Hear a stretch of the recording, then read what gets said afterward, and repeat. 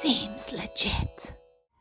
Hello my legitimates, welcome back to my channel. Today I am teaching you how to make accents for your already existing patterns. So if you'd like to see how I've done this, please stay tuned.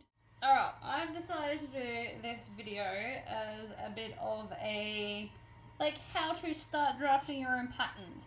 So here I have my Vixen main panel. I'm using my acrylic templates just because it's easier for me. But you can just print this out on paper, it's totally fine. So I've decided I'd like some accents.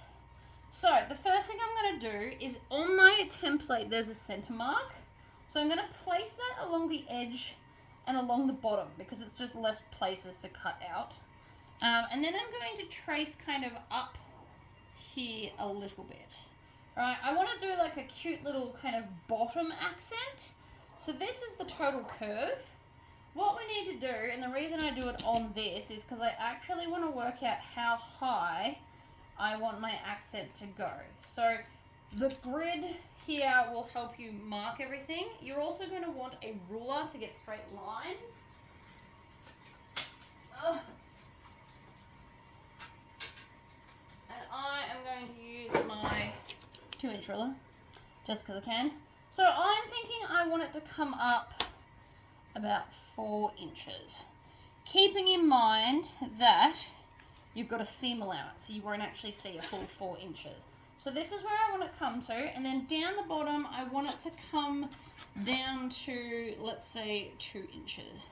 So this is the line, and you can just draw this all the way across, like that.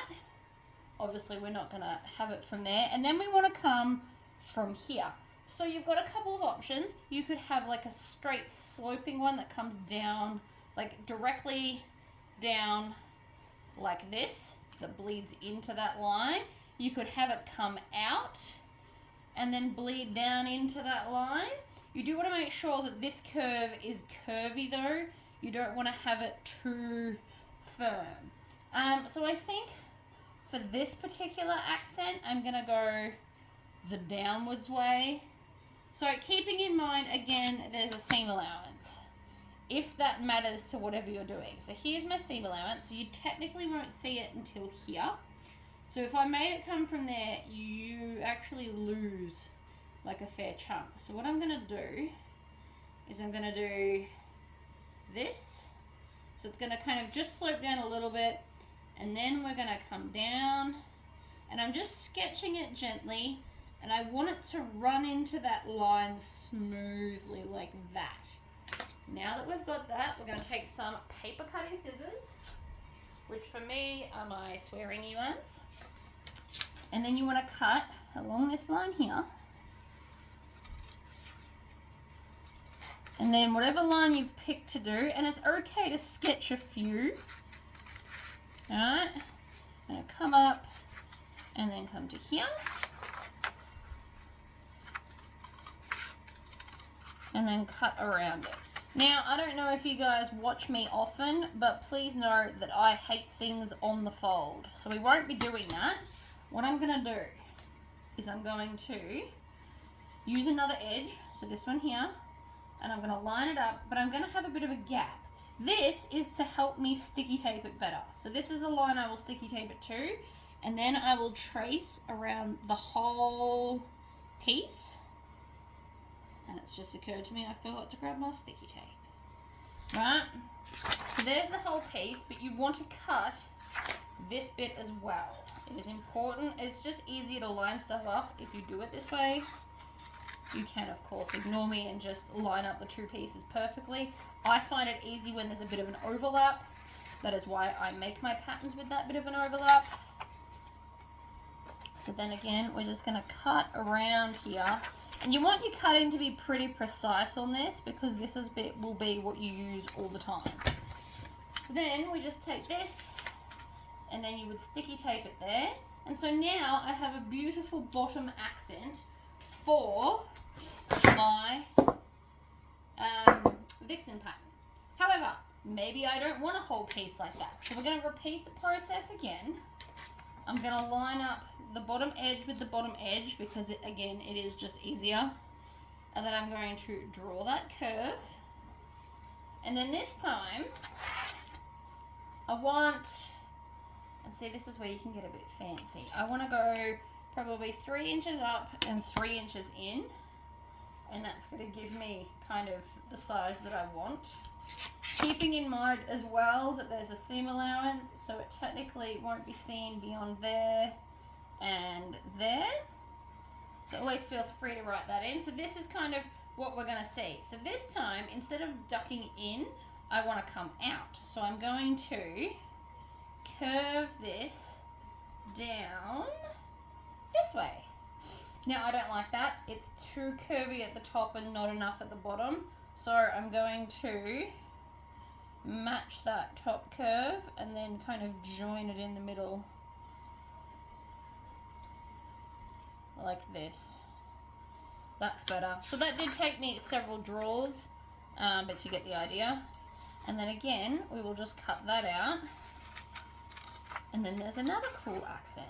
And I'll show you what that looks like as a hole on the bag, because it's also good to check and make sure that it's big enough. You might want something bigger, you might want something smaller, who knows. So then we take our pattern and we lay it in the corner to see how much we're actually going to see. Now it is very much just a corner piece. The last one I think I want to do is I want it to kind of come down more and have some fanciness. Now the more fanciness we put, the trickier it becomes to cut, I guess, and top stitch, because you've got to top stitch around all of this. So the fancier we get, the trickier it becomes. But let's do, so from this edge, let's do 5.5 inches.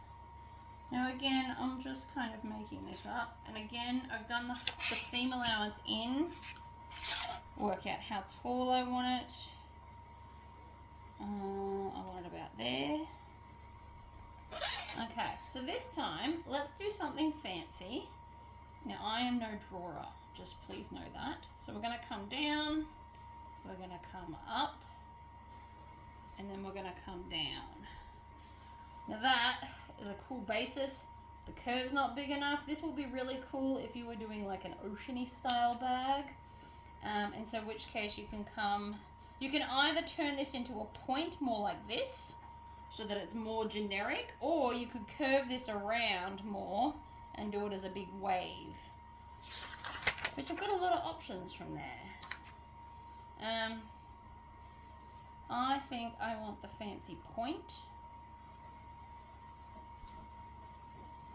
And again, it doesn't need to be perfect.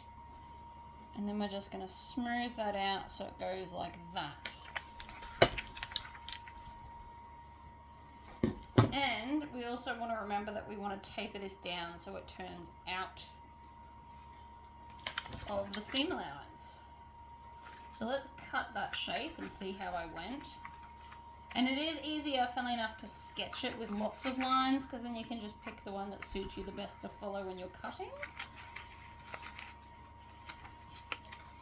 That might even want to be more pointy, right? So if we put that under the thing here, we might even want that more pointy.